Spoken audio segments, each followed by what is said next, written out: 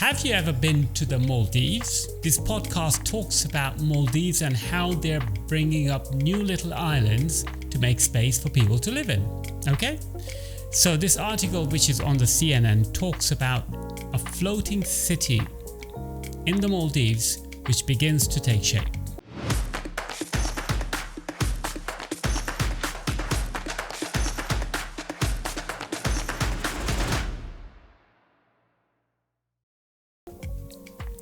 So it says a city is rising from the waters of the Indian Ocean.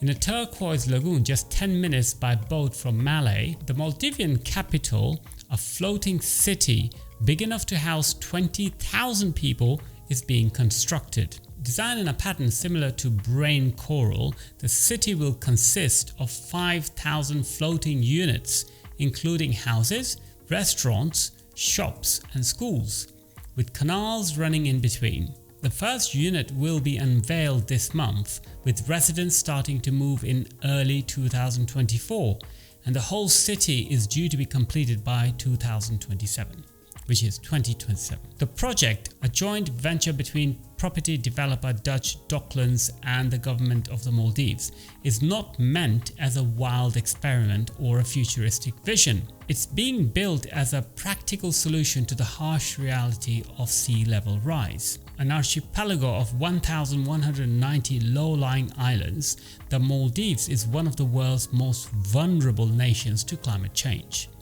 80% of its land area is less than 1 meter above sea level, and with levels projected to rise up to a meter by the end of the century, almost the entire country would be submerged. But if a city floats, it could rise with the sea. This is the new hope for more than 500,000 people of the Maldives, said Corn Altus. It can prove that there is affordable housing, large communities and normal towns on the water that are also safe. They, the Maldivians, that will go from climate refugees to climate innovators. So the hub of floating architecture.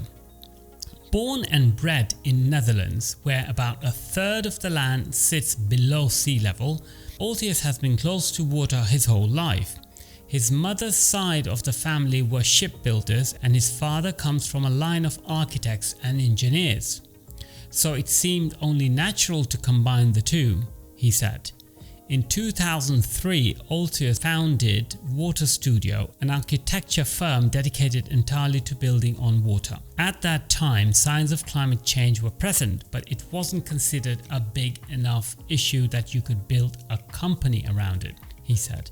The biggest problem then was space. Cities were expanding, but suitable land for new urban development was running out. However, in recent years, climate change has become a catalyst driving floating architecture towards the mainstream, he said. Over the last 2 decades, Water Studio has designed more than 300 floating homes, offices, schools and healthcare centers around the world. Can you imagine going to a school which is floating on water and then going back home which is floating on water and then playing football on a pitch which is floating on water? Imagine that. The Netherlands has become a center for the movement, home to floating parks, a floating dairy farm, a floating office building which serves as the headquarters for the Global Center on Adaptation, an organization focused on scaling climate adaptation solutions. The CEO of this company sees floating architecture as both a practical and economically smart solution for rising sea levels. The cost of not adapting to these flood risks is extraordinary, he told CNN. We have a choice to make. We either delay and pay or we plan and prosper. Floating offices and floating buildings are part of this planning against the climate of the future. Last year, flooding cost the global economy more than $82 billion, according to reinsurance agency Swiss Re. And as climate change triggers more extreme weather, costs are expected to rise. One report from the World Resource Institute predicts that by 2030, urban property worth more than $700 billion will be impacted annually by coastal and riverine flooding. But despite momentum in recent years, floating architecture has still a long way to go in terms of scale and affordability. That is the next step in this journey. How can we scale up, and at the same time, how can we speed up? There is an urgency for scale and speed. The Maldives project aims to achieve both, constructing a city for 20,000 people in less than 5 years. Other plans for floating cities have been launched, such as Oceanic City in Busan, South Korea, and a series of floating islands on the Baltic Sea developed by Dutch company Blue 21. But none compete with this scale and time frame. Water Studio City is designed to attract local people with its rainbow-colored homes, wide balconies, and seafront views. Residents will get around on boats, or they can walk, cycle, or drive electric scooters or buggies along the sandy streets. It offers space that is hard to come by in the capital. Malé is one of the most densely populated cities in the world, with more than 200,000 squeezed into an area of around 8 square kilometers.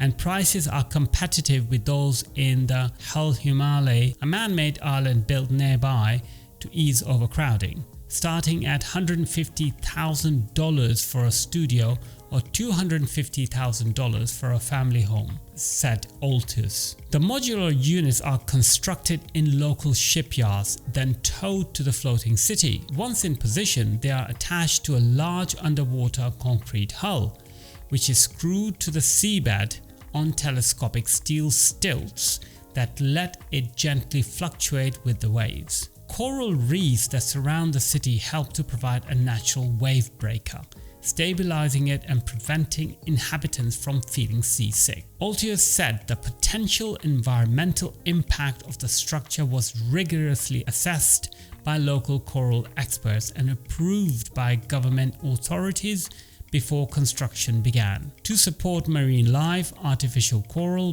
banks made from glass foam are connected to the underside of the city. The aim is for the city to be self-sufficient and have all the same functions as one on land. There will be electricity powered predominantly by solar generated on site, and sewage will be treated locally and repurposed as manure for plants. As an alternative to air conditioning, the city will use deep water sea cooling, which involves pumping cold water from the deep sea into the lagoon, helping to save energy.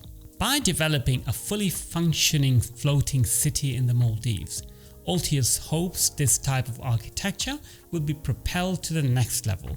It will no longer be freak architecture found in the luxurious locations commissioned by the super rich, but an answer to climate change and urbanization that is both practical and affordable, he said.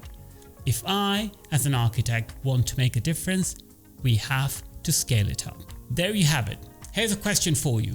Would you live in a floating home? You would have your electricity with solar panels and you would have all your waste reprocessed. Would you think about that? Let me know in the comment section. Thanks very much for watching. Hit the like button and subscribe to our channel. If you have been watching this, it's because we like to bring you content every week. Thanks very much for watching once again. Bye for now. Peace.